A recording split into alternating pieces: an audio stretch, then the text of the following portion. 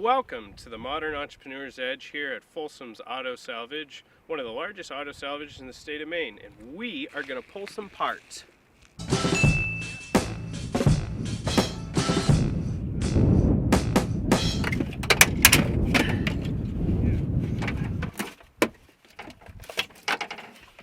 Here we are inside a newer Dodge, not quite too new, but about 2010-ish, a little newer than that maybe.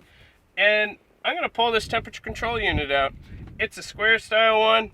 I haven't pulled one out in many years. They all pop out about the same. And every vehicle manufacturer, it all just about comes out the same. They stick with one style. They've been using the same method for 15 years of how to put their temperature control units in.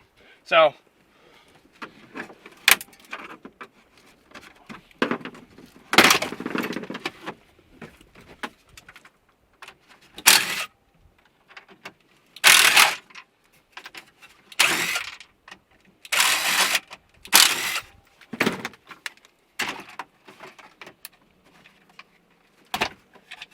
just like that, folks. I know they've been using Phillips bits for 15 years.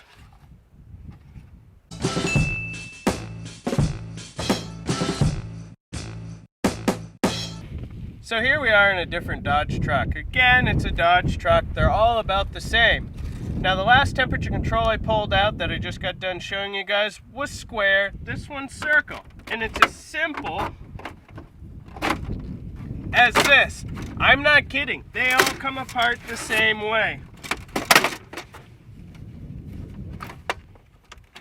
That might sound aggressive to you, but I didn't break the part I was after. I might have broke a clip on the corner.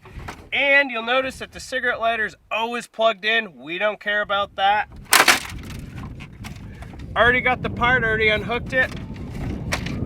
You notice the white one that we just got done pulling had a white back. This one's black. Every model's a little different, and you're going to pick that up, and when you're going to sell it to your customer, you're going to identify what goes with what, and after a while, you too can learn car parts.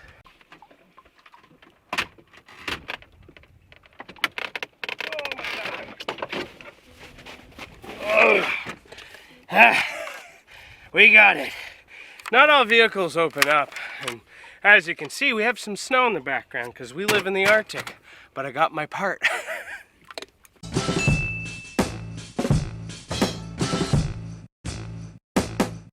So, I talk a lot about temperature controls and pulling things out of the middle. Next, we're going to talk about the overhead display that tells you how many miles you have, you know, how much gallons of gas you got, whatever. They're really easy to take apart. Now I'm going to break that, and I want to make a point to you guys, but so you see how big that is, and you see kind of, well, you don't know how heavy it is, you're watching a video, but you see how big that is?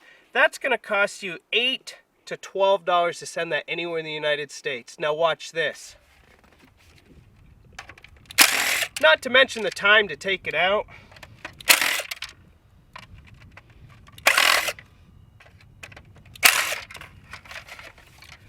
You just went to $350 to $650 anywhere in the United States.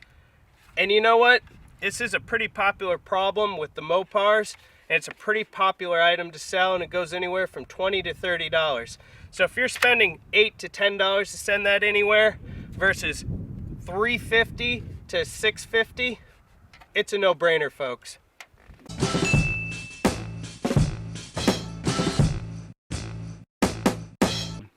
So another common thing I do not sell anymore on eBay are radios. Radios are a headache, radios are a problem, they're all locked, they need this programming, some aren't locked, some aren't programmed, whatever.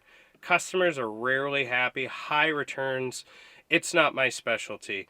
They're also a heavy item, and the way I pay for things, they aren't really worth it. But I'm going to tell you about this one. I pulled this radio, I'm going to run the part number. This is a luxury model Suburban 2010-2008. I see it has a DVD player, and it has that. Has the slot for the DVD player. I will say I do grab these once in a while to see, you know, just to check the part number. You can always check it, and if you don't want it, you put it right back in the vehicle and don't buy it. I also pull sometime, well, most of the time I will pull a navigation unit. Navigation units are still kind of like radios. They're locked, they're not updated, they require this, but there's big wholesalers, if they're priced cheap enough, they'll buy them. So this part right here, guys, this is a radio communicator FCC transmitter. They're connected to nav units and they're connected to all radios. 99% of the time they're locked, they require programming, dealership help. It's a headache. This particular one isn't worth the price of tea in China. So leave it right in the vehicle and don't waste your time.